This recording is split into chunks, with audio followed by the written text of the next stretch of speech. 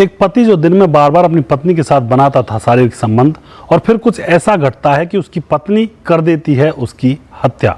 आखिर ऐसा क्या हुआ था? इस घटना की पूरी सच्चाई जानने के लिए आप हमारे वीडियो को अंत तक जरूर देखिएगा। नमस्कार, मैं हूं सुदेश कुमार और तिरछी बात चैनल में आपका स्वागत है। दोस्तों, यह घटना है कलकत्ता के न्यू टाउन की। कलकत्ता के न्यू टाउन में शालिनी नाम की एक औरत रहा करती है जिसकी उम्र है 28 साल। आज से 3 साल पहले उसकी शादी हो जाती है और उसके पति का नाम होता है रजत, जिसकी उम्र होती है 30 साल और रजत एडवोकेट है पेशे से।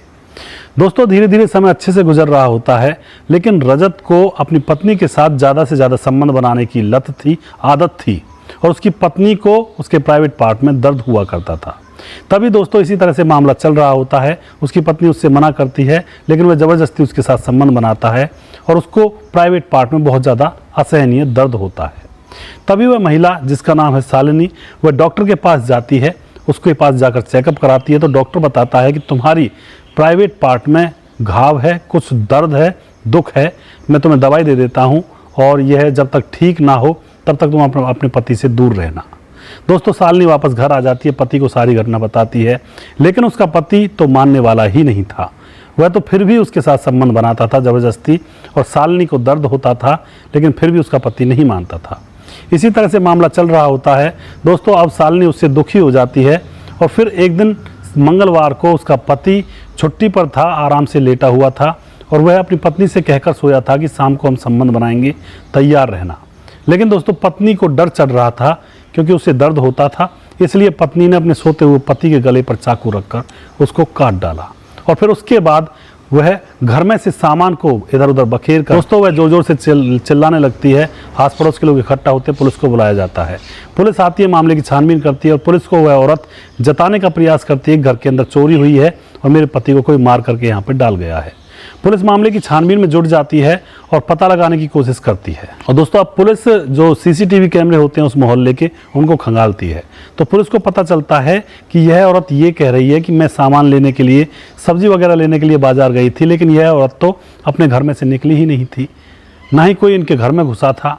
तो दोस्तों, पुलिस को लगता है कि इस औरत ने ही कुछ ना कुछ किया है। पुलिस शालिनी को सख्ती से पूछताछ करने के लिए बुलाती है और फिर अच्छी तरह से पूछताछ करती है तो शालिनी कहती है, हाँ, मैंने ही अपने पति को मारा है।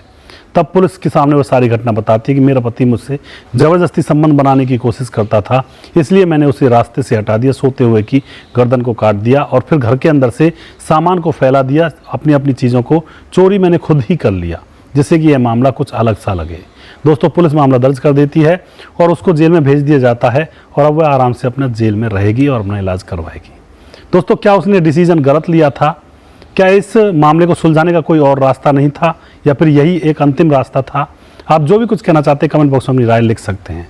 ऐसी ऐसी घटनाएं समाज के अंदर हो जाती हैं। पति पत्नी के बीच में थोड़ी बहुत अनबन हो भी जाया करती है, या फिर किसी बात को पति नहीं समझ रहा है, किसी बात को पत्नी नहीं समझ रही है, तो इसका मतलब ये नहीं होता है कि आप किसी की जान ले लोगे, एक दूसरे के साथ खून की होली खेलोगे। यहाँ पर और भी बहुत सारे रास्ते हो सकते थे। वह औरत अपने घर वालों से कह सकती थी इस बात के बारे में, वह पति को समझा देते, या फिर कोई रास्ता निकल सकता था। लेकिन यहाँ पे मौत का रास्ता उस औरत ने चुना और अपने घर को बिखेर लिया तिनके की तरह, और खुद अब जिंदगी भर जेल में रहेगी।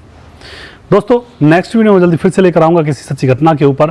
तब तक आप खुश रहें, सावधान रहें, रिश्तों की अहमियत को समझें। जय हिंद, जय भारत।